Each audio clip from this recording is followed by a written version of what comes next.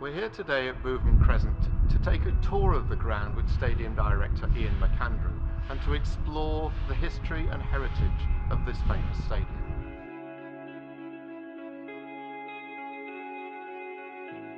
So Ian, where are we standing now? We're standing in the corridor now that connects eventually through the tunnel to the pitch. So this is where all the officials are, this is where the players are, the changing rooms are down here. This is sort of the heart of the footballing part. We're in the home team dressing room still, and you were talking about the new stadium and how that will have two home dressing rooms. It will indeed, because up until sort of 12 months ago, only York City Football Club used this changing room, and of course we've been sharing with York City Knights since their stadium was demolished, basically. So when we moved to the new stadium, I'm in two home. One for football and one for rugby. One for football, one for rugby, and one away. That in here you can see, the York City signage. You can see here, across where we moved into. Everything in here is about York City, and in the new stadium, it's much grander than this. We want to put in managers. Some managers come here and they put up signs. Motivational stuff, whoever it may be, they put all sorts of things on. Others like to leave it plain.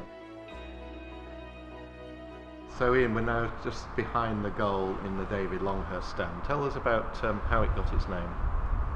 David sadly died during the Bootham game on the pitch in 1990. I wasn't at the match myself, that particular match, and of course it was essential to do something. It was Douglas Craig was the chairman, I think he still was the chairman at that time. Yes, he must have been.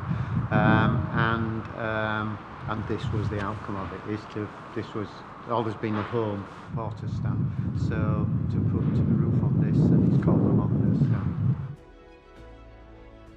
We're now standing in this remarkable tunnel.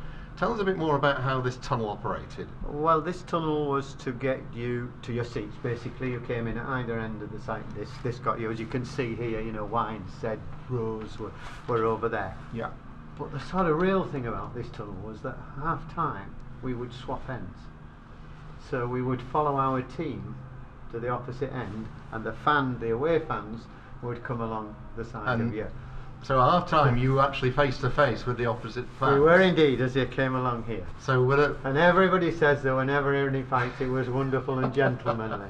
I'm sure that can't be the case, and I think that's I not think the there's case been either. I've been told a few stories. Yes, there's stories about it, probably in many days. But when there was lots of thousands of people in this stadium, they were swapping ends. One idea we were talking about, weren't we, of how you memorialise this site once the housing development is here. Leaving something tangible as a focal point for people's memories, I think, is going to be important. Do you see this area being a possibility? I see this area as a possibility for that, because I think you should remember, not only was this important to the football club, but during the Second World War, this was an air raid shelter for the people around. And remember, there were bombs dropped as close as, I don't know exactly where, but certainly as close as Bootham, just across the way there. So this was used, I don't know how much it was used, but this was an air raid shelter. Right. So the community around, I'm sure there'll be some people out there with memories of course. When I came. So that's another layer of heritage, if you like. On and it would keep this area ground. has something more than just a little bit more of than. So if we're looking at a memorial on the site after the club has gone, it could also be a memorial to war victims as well as to the football club. Could be all sorts of things, yes, exactly, Here is Keith Emmerich to explain the background to the Historic England project and how football heritage might be used to shape the development of Bootham Crescent. Historic England has a real interest in place making and place shaping, and how you can use heritage to make new, distinctive, characterful places. But we're still trying to understand how you do this, and for me as a football fan and for someone who thinks that heritage is more than just fabric. It's to do with people and associations and ideas and emotions.